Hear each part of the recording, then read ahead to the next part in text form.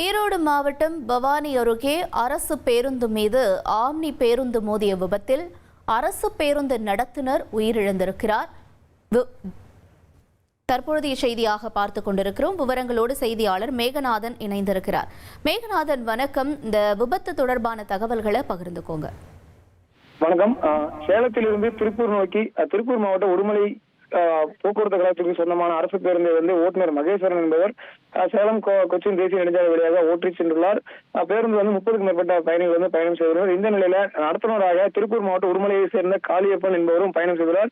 இந்த நிலையில பவானி அருகே உள்ள சித்தோடு காவல் நிலைய எல்லைக்குட்பட்ட லட்சுமி நகர் பேருந்து நிறுத்தம் பகுதியில் பேருந்து நிறுத்திவிட்டு பயணிகள் ஏறிக்கொண்டும் இறங்கிக் கொண்டும் இருந்த போது பேருந்தோட முன்பக்க கண்ணாடியை ஓட்டுநர் துரத்துக் கொண்டிருந்துள்ளார். மேலும் நடத்துனர் அருகில் நின்றிருந்துள்ளார். இந்த நிலையில பெங்களூருவிலிருந்து எர்ணாகுளத்திற்கு அதிவேகமாக சென்ற ஆம்னி பேருந்து ஓட்டுநரின் கட்டுப்பாட்டை இழந்து அரசு பேருந்தின் பின்பக்கம் மோதியதுல அரசு பேருந்து சுமாராக ஒரு 30 அடி தூரத்திற்கு முன்புறமாக நகர்ந்து வந்தது. இந்த நிலையில அரசு பேருந்துக்கு முன்பாக நின்று கொண்டிருந்த அந்த பேருந்தின் நடத்துனர் காளியப்பன் விபத்தில் சிக்கி உடல் நசுங்கி சம்பவ இடத்திலேயே உயிரிழந்துள்ளார். மேலும் இந்த பேருந்தின் கண்ணாடியை துடைத்துக் கொண்டிருந்த ஓட்டுநர் மகேஸ்வரன் லேசான காயங்களுடன் மீட்கப்பட்டு தற்போது பெருந்துறை அரசு மருத்துவக் கல்லூரி மருத்துவமனையில் சிகிச்சைக்காக அனுமதிக்கப்பட்டு மேல் சிகிச்சைக்காக கோவையில் உள்ள தனியார் மருத்துவமனையில் அனுமதிக்கப்பட்டு சிகிச்சை பெற்று வருகிறார். இந்த நிலையில ஆம்னி பேருந்தில் பயணம் செய்த பயணிகள் ஒரு 4 பேர் காயமடைந்ததாகவும் போலீசார் முதற்கட்ட விசாரணைகளை தகவல் தெரிவித்துள்ளனர்.